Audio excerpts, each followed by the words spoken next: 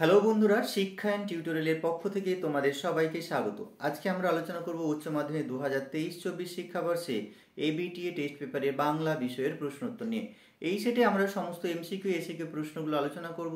MCQ প্রশ্নোত্তর আলোচনা করার আগে অনুরোধ করব, যারা ভিডিও দেখছো, যদি ভিডিওটি ভালো লাগে তাহলে অবশ্যই বন্ধুদের মধ্যে প্রচুর পরিমাণে শেয়ার করতে থাকো। আর যদি তোমরা আমাদের চ্যানেল নতুন হও তাহলে অবশ্যই চ্যানেলটি সাবস্ক্রাইব করে আমাদের সাথে যুক্ত থেকো। এই সাইডে এখন আমরা আলোচনা করব এমসিকিউ প্রশ্নোত্তরগুলো। দেখে নেব এমসিকিউ প্রশ্নগুলো কি আছে। এবারে আমরা সেট 3-এর একের দাগের এমসিকিউ প্রশ্নগুলো দেখব। একের দাগের একের প্রশ্ন, মৃত্যুঞ্জয় বাড়িতে থাকে, উত্তর হবে 9 জন লোক। পরের প্রশ্ন, আজ চোখে দেখলাম প্রথম চোখে পড়লো, উত্তর হবে অনাহারে মৃত্যু। পরের প্রশ্ন, থুতথুরে ভিখিরি বুড়ির গায়ে জড়ানো, উত্তর হবে তুলোর কম্বল।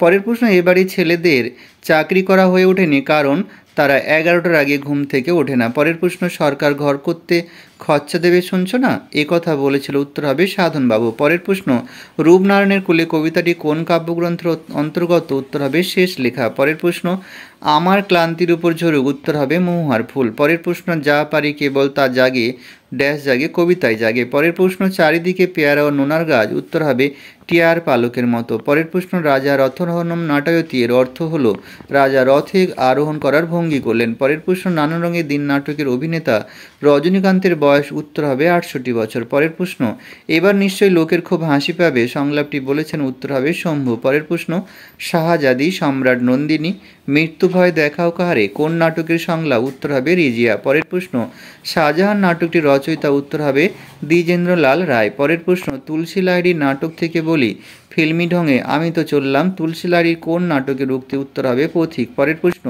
লিমা হলো ড্যাশ, লিমা হলো পেরুর রাজধানী। পরের প্রশ্ন, গুরু নানক যা বলে পাথর থামিয়েছিলেন, উত্তর হবে জয় নিরঙ্কার। পরের প্রশ্ন, মধ্যযুগের সন্তগণ ছবিটির স্রষ্টা, উত্তর হবে বিনোদ বিহারী মুখোপাধ্যায়। পরের প্রশ্ন, ছেড়ে দাও কাঁচের চুড়ি বঙ্গনারী গানটি লিখেছিলেন, উত্তর হবে মুকুন্দ দাস। পরের প্রশ্ন, ভারতের প্রথম নির্বাক চলচ্চিত্র হলো, উত্তর হবে রাজা হরিশ্চন্দ্র। পরের প্রশ্ন, ক্লিপিংসের উদাহরণ, উত্তর হবে ফোন। পরের প্রশ্ন, তড়িৎ মহাপ্রাণ ধ্বনিটি হলো, উত্তর হবে ঢ, অর্থাৎ ঘয়ের দাগের অপশনটি। এই ছিল এই সেটের সমস্ত এমসিকিউ প্রশ্নোত্তর। এবারে আমরা এসিকিউ প্রশ্নোত্তরগুলো দেখে নেব।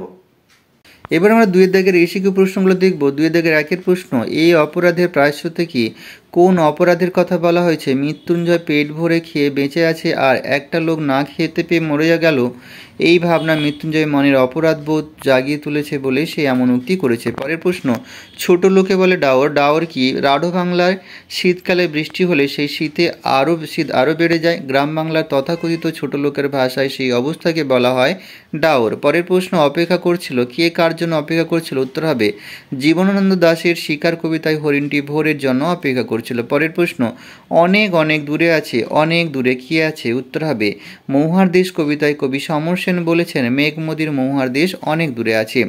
পরের প্রশ্ন, বাগানে বসাও, বাগানে কি বসাবার কথা বলা হয়েছে? উত্তর হবে কবি শক্তি চট্টোপাধ্যায় তার আমি দেখি কবিতায় গাছগুলোকে বাগানে বসাতে বলেছেন। পরের প্রশ্ন, বহুরূপী তখন লাটে উঠবে, বহুরূপী লাটে উঠবে কেন? উত্তর হবে বিভব নাটকে নিষিদ্ধ রাজনৈতিক আদর্শের সঙ্গে বহুরূপীর সম্পর্ক আছে জানলে বহুরূপী লাটে উঠবে। পরের প্রশ্ন, নানান রঙের দিন নাটকটি কোন বিদেশি নাটকের ছায়ায় রচিত? উত্তর হবে নানান রঙের দিন নাটকটি আন্তন চেকভের সোয়ান সং নাটকের ছায়া অবলম্বনে রচিত। পরের প্রশ্ন, অমর গাঙ্গুলিকে স্কুলের হেড পণ্ডিত প্রমোশন দেননি কেন?